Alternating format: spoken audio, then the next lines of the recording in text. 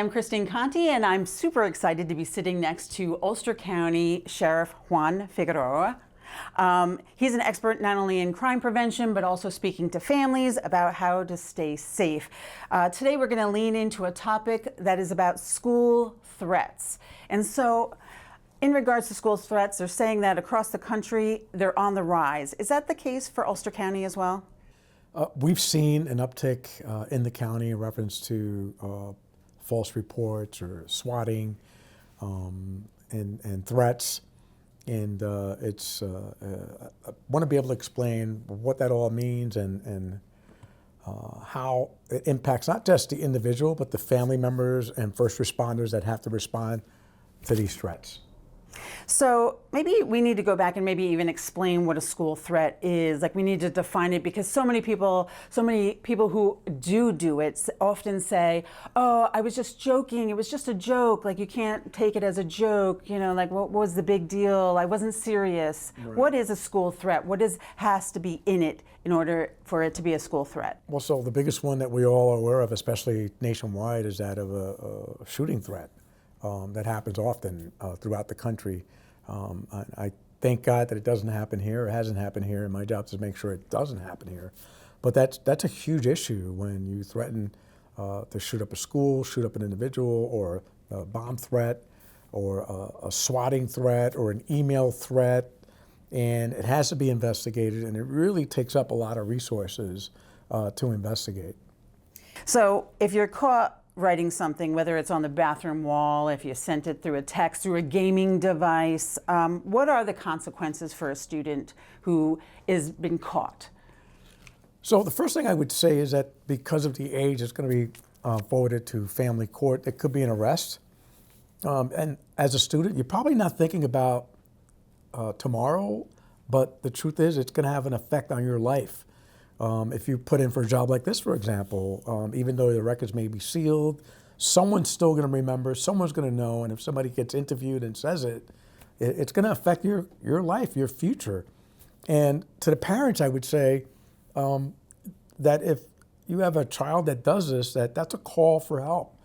They obviously are doing this for attention, for whatever reason, and it's time for you to take some sort of action, like perhaps getting counseling services, or working with the school district to figure out why the individual did that. And I think, the costs of these investigations are astronomical. The time of evacuating a school, and this is obviously, we in law enforcement work together with the school to make those determinations. We also look at the time. Is it a time where they're giving tests and someone's trying to avoid a test?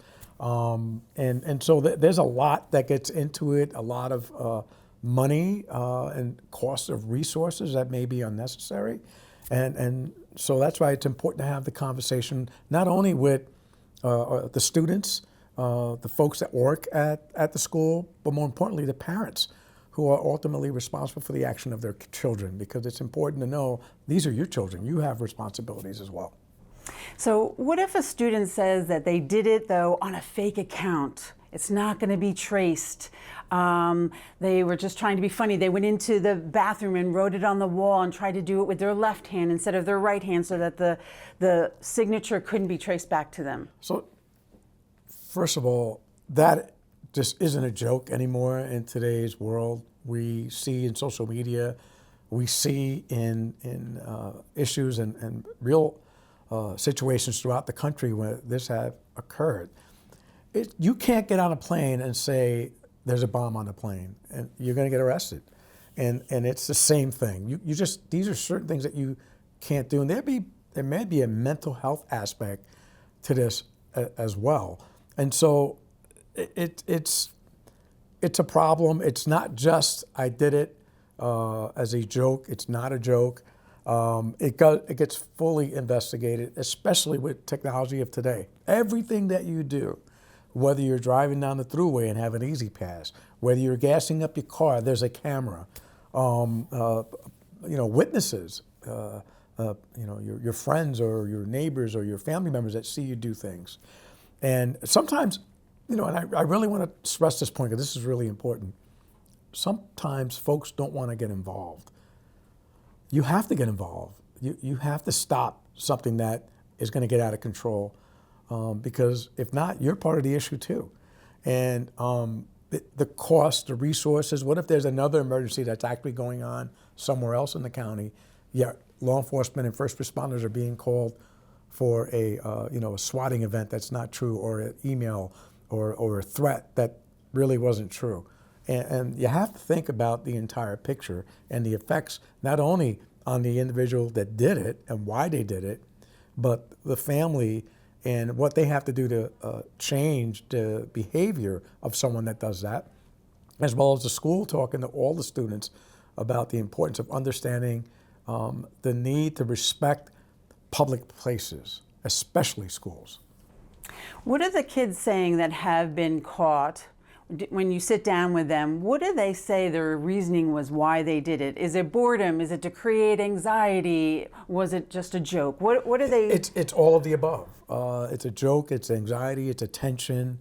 There's something going on at home sometimes, and it doesn't make it right. If you feel that you're going to do something like that, have a conversation with an adult and talk with counseling services. Talk to your parents.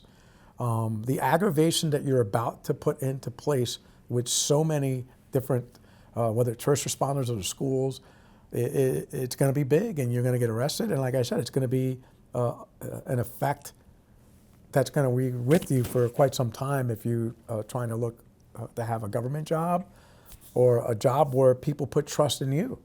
And obviously, there's also common sense that comes into play with the school districts and law enforcement. Things may not always be what we think it is, so that's why it's fully investigated.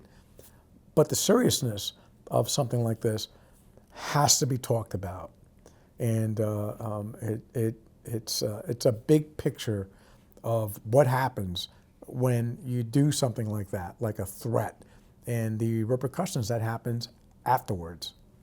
And is there an age group that you look at, like of the ones that have happened here in Ulster County? Is there an age group, is it only seniors who are doing it? Is it only the middle school students?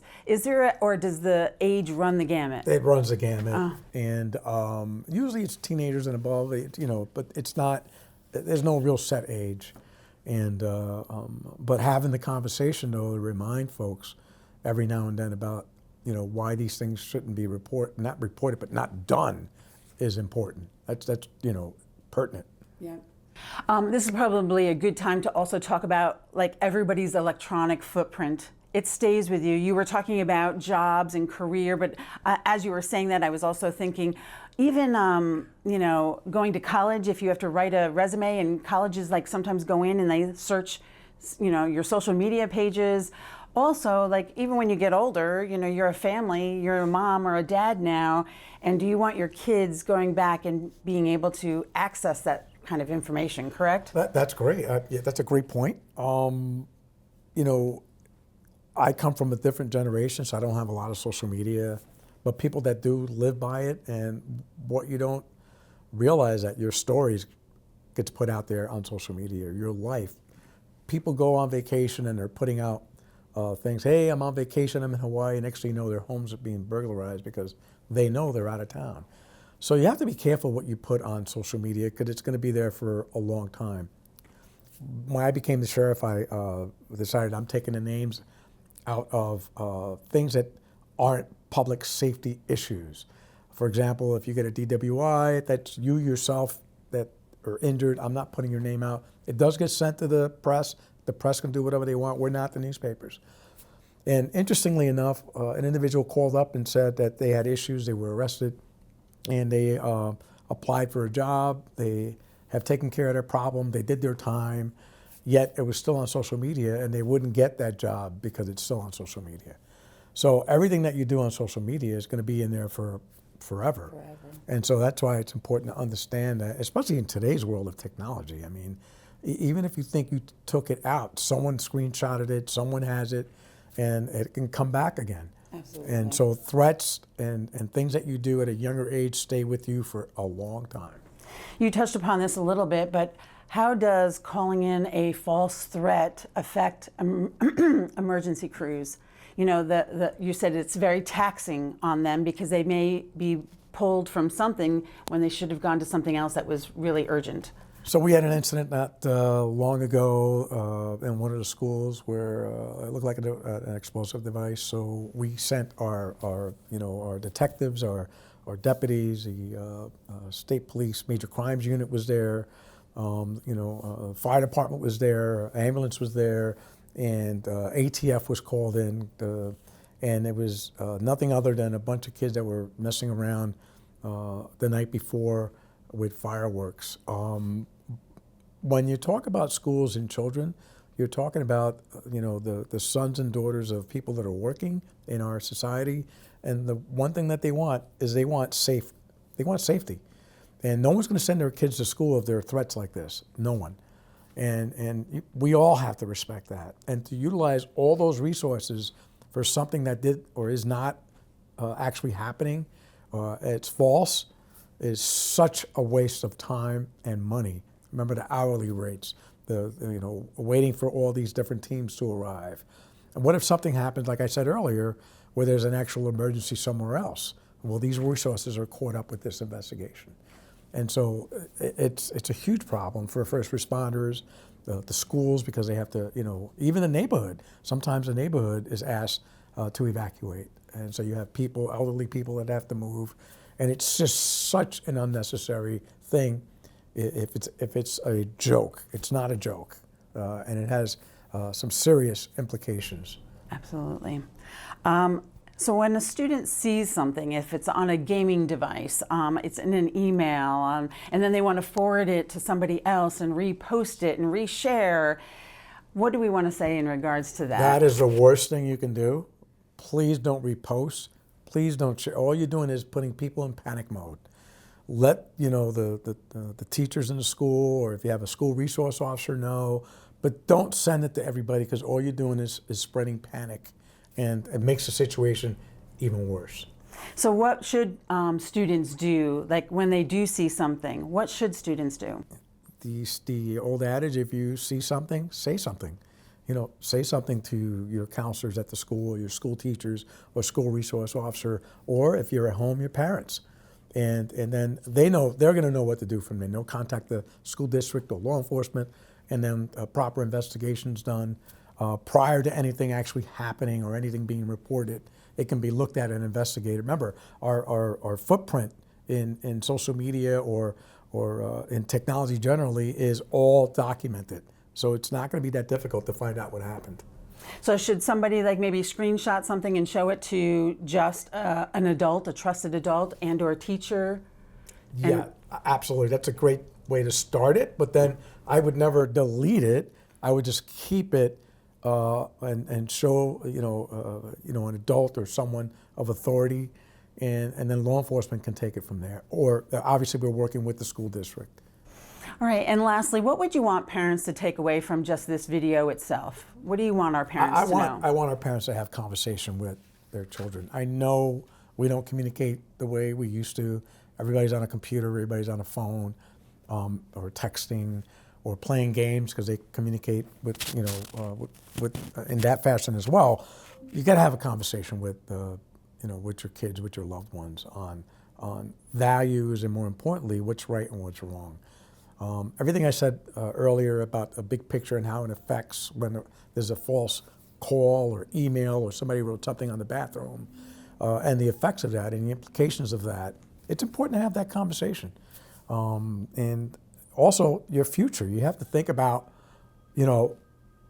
what happens in your future when you do something like this. All right. So I guess in closing, writing a threat, saying a threat, typing a threat, writing it on the bathroom wall, it's not a joke. So there are big consequences that go along with that. Don't repost, don't reshare, correct? Absolutely. Reach out to a trusted adult. And lastly, remember, if you see something, make sure to say something. Absolutely, and have a great school year, and be safe and learn. And the truth is, the kids of today are our future. Thank you. Thank you.